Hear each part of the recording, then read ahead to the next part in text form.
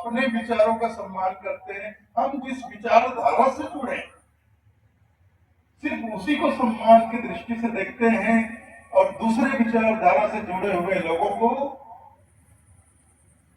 हम गलत कहते हैं, उन्हें गलत सिद्ध करने में लगे रहते हैं, उन्हें काफिर कहते हैं। और कुछ लोग तो इतने कट्टर होते हैं, इतने कट्टर होते हैं कि जो लोग दूसरे विचारधारा से जुड़े हुए लोग हैं उनके लिए ऐसी भावना रखते हैं कि इनको जीने का हक ही नहीं। अगर ये हमारे विचारधारा से नहीं जुड़ते हैं तो इनको इस धरती पर रहने का हक नहीं, इनको काट देना चाहिए, मार देना चाहिए। इसको कहते हैं सांप्रदायिकता। संप्रदाय में कोई नुकसान नहीं, कोई बुराई नहीं। जो घातक है, खतरनाक है, वो सांप्रदायिकता। सांप्रदायिकता कट्टरवाद पैदा करती है।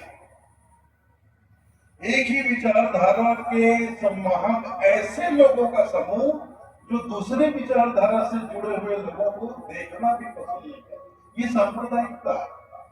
इसमें बहुत बुराई। आप संप्रदाय को धारण करो। अब देखिए, सबका अपना अपना संप्रदाय होता है। मनुष्य सामाजिक प्राणी, अकेला नहीं रह सकता, अपना समाज बनाकर रहता है।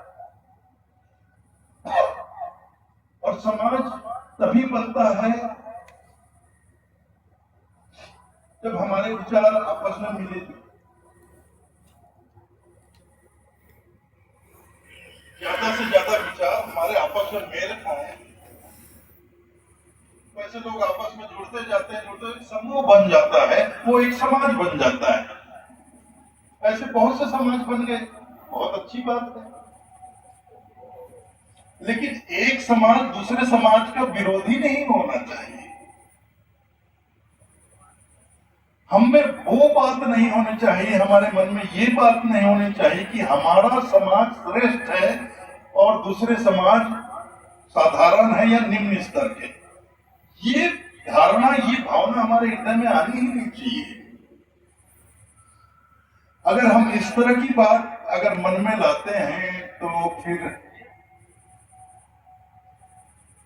तो दुनिया में कभी प्रेम और शांति का वातावरण बन ही नहीं सकता।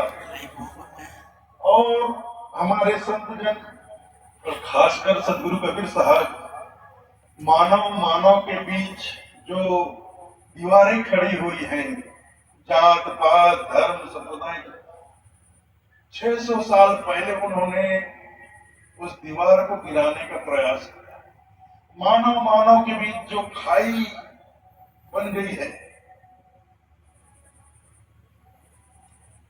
कि धर्म जाति के नाम पर लोग बढ़ गए हैं और बीच में जो दरार पड़ गई, खाई जो बन गई, इस खाई के कारण हम एक दूसरे से मिल नहीं पाते, जुड़ नहीं पाते, सिर्फ अपने दायरे में ही कैद होकर रह जाते हैं।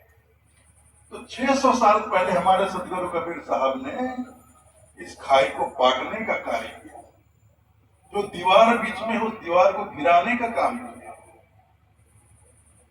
और देखिए, धर्म की जड़ तो हमारे हृदय में गहराई तक नहीं गई, क्योंकि अभी तक हमने अपने धर्म को ही नहीं जाना। हम अपने संप्रदाय को ही अपना धर्म मानकर बैठे। तो वास्तव में जो हमारा धर्म है उसकी तरफ हमारा कभी ध्यान ही नहीं जाएगा। हम कबीरपंथ हमारा धर्म, हम यही मान लिए तो हम यही कहते फिरेंगे, जिंदगी भर यही सोचते रहेंगे कबीरपंथ हमारा धर्म है।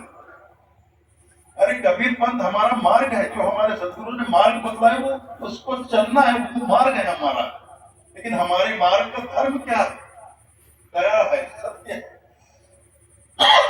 ये जब धर्म को हम जानेंगे तब तो धर्म को ग्रहण करेंगे, धारण कर। धर्म अर्थात जिसे धारण किया जा सके, और धारण शरीर पर नहीं, हृदय में।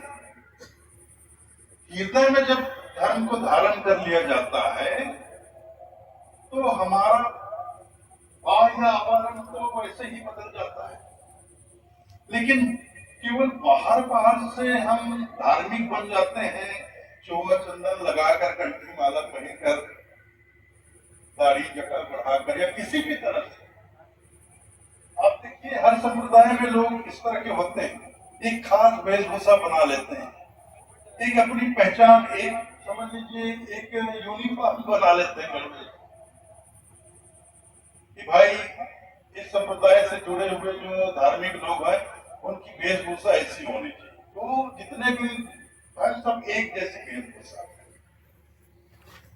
अब उसने अपने धर्म को चाहे धारण किया हो हृदय में या ना किया हो, लेकिन शरीर में सब कुछ टांग रखा है। शरीर से तो पक्का धार्मिक दिखता है, देखने से लगता है इससे बड़ा धार्मिक तो दुनिया में नहीं होगा। एक बचपन में स्कूल की किताब में किस्सा पढ़ते थे ना सियार का। एक सियार गलती से रात को शहर में चला जाता है, जंगल में सियार रहते हैं, तो जंगल के किनारे एक शहर था, एक सियार जंगल से शहर में चला जाता है।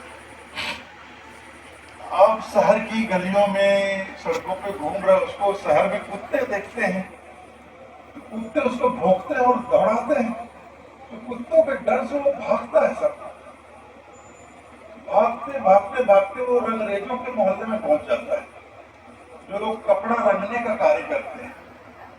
अब कुत्ते बिल्कुल पीछे लगे हुए थे, अब दबोचा कितना दबोचा।